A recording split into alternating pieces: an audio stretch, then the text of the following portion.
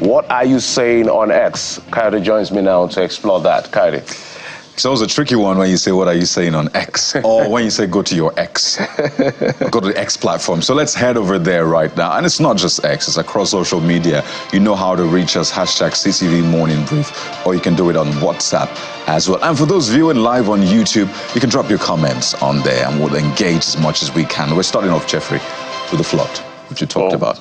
Big one. We saw flash floods in Lagos yesterday. Long Bridge was a major victim of a flash flood. So what are you saying about that? Let's start off with this user, that's Native, that's N-A-2-I-V on X, saying, I actually thought they worked on a drainage that time they were working along that road. And what is the Nigerian comment without pigeon? Water they fool that area once rain starts, and that's on the Lagos-Ibadan Expressway route. All right, this is Gospel Songs NG, says, block drainage or poorly designed drainage system, although flooding is a natural occurrence, it still can be limited and mitigated. I know the excuse that has now been given is, remember what happened in the UAE? Remember what happened across that region recently? So don't blame us. But the point is, we need to do what is right. This next user, Kogijis, re-echoes that, saying, clean the gutters. Rainfall will be high this year, so we must be proactive. So let's take responsibility. Yes. Philip. LJ3 Gmail1. Wow, what a wonderful name. It said the state with the highest number of companies and the senatorial district with the highest number of companies going through this kind of horrible experience. So you know who is posing that to.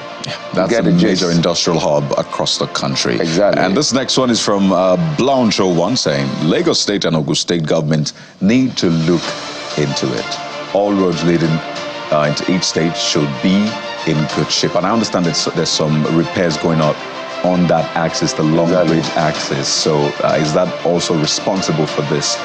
Well, the right thing needs to be done, absolutely.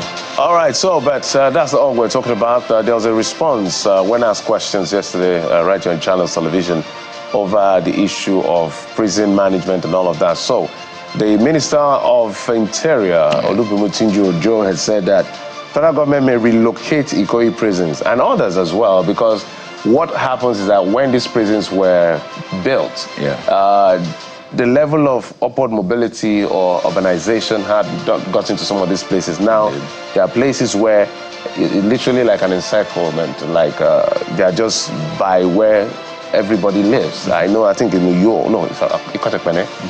where we have one of the big hotels now, I think it used to be a prison and all of that. So perhaps is the reason. So you've been responding to that statement by the Honorable Minister. IBN_Karim says the Ikoyi prison needs to be relocated. There is this prison within residential perimeter in Ilorin too that needs to be relocated, as well as somewhere around Popogiwa axis. So in case you don't know the location, this guy, I don't know, is he a lawyer that knows everywhere like this? Or is he a travel journalist? I see where you're going, but not a regular customer.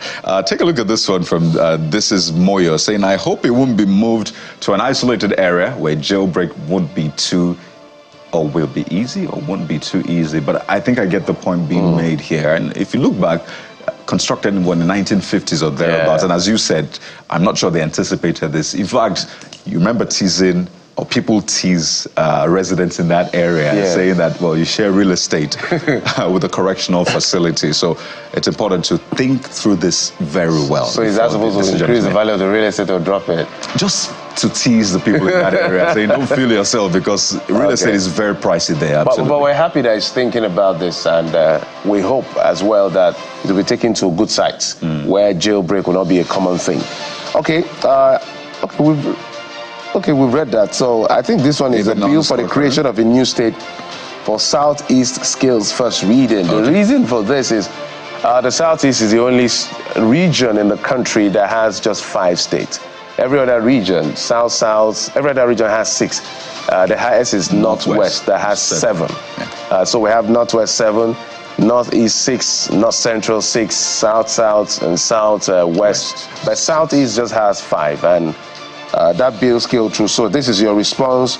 He says, Southeast has a very small landmass to be divided into 6 states. This should be discarded. If you divide Southeast into 6 states, you will divide Oyo State into states too, as Oyo and Southeast are of the same size. To give Southeast an additional state is to marginalize other states. So the argument here is about equity, not about landmass.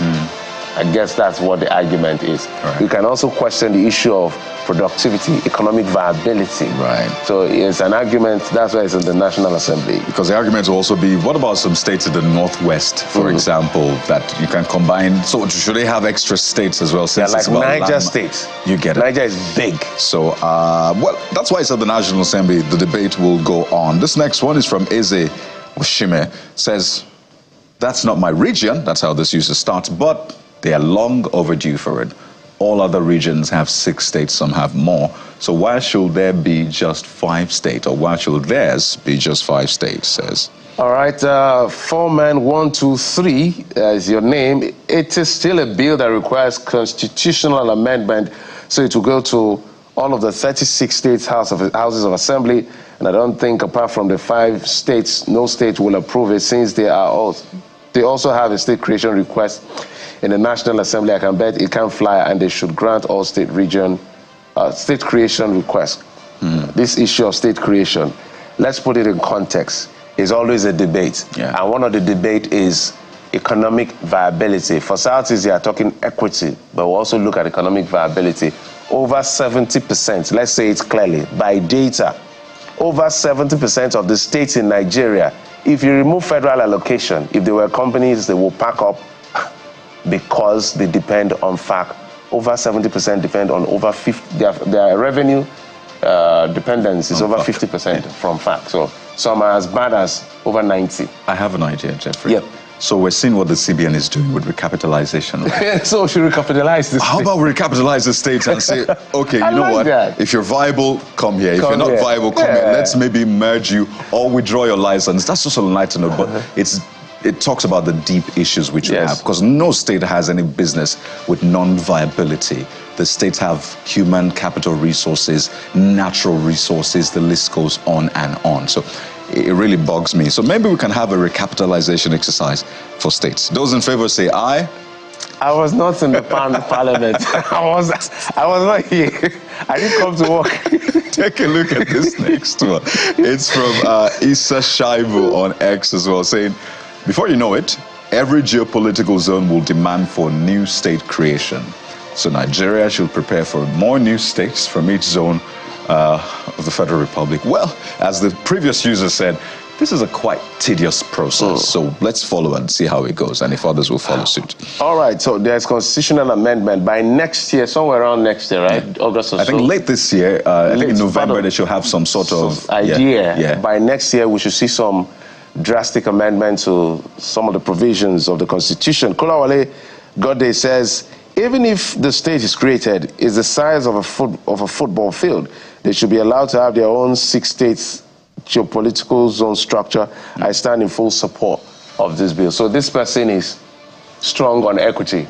So how does it really push the needle? What does it affect? I mean, if you were in the National Assembly now, you say, well, you have more numbers. So I imagine that's what it will do for the Southeast in terms of the representation in the National Assembly. But aside that, what are the pros will this bring to the table? I think that's what we should also be discussing. So what does equity translate to in real life? I think that's a point we should also make. At the core of demand for equity is, I suspect, is inclusion. Now, Nigeria is not yet a nation in that sense. We're a combination of nations, so we have all kinds of ethnic nationality. So we are very sensitive, and we have this strong mutual suspicion. We want balance and all of that. So whether or not there's a strong argument about viability or not, just that sense of you have 6, I should have 6, because, of course, we came together to form a nation. Why should your share be bigger than mine? So would we take one from the Northwest? So that's the argument. Should we remove the extra one from the Northwest? I don't know about that. Because that would now be the conversation. Oh, you have 7. Let's all elevate ourselves to 7. But there you go. Well, we're not politicians, we're journalists. So the politicians will do their work in the National Assembly. But we have big conversations for you today, one of which is 30 persons are now dead. Why? A rock slide at a mining site by informal miners. How can we regulate that space so that our citizens just die carelessly? That's our conversation right here on the show, the very first one. Join us again.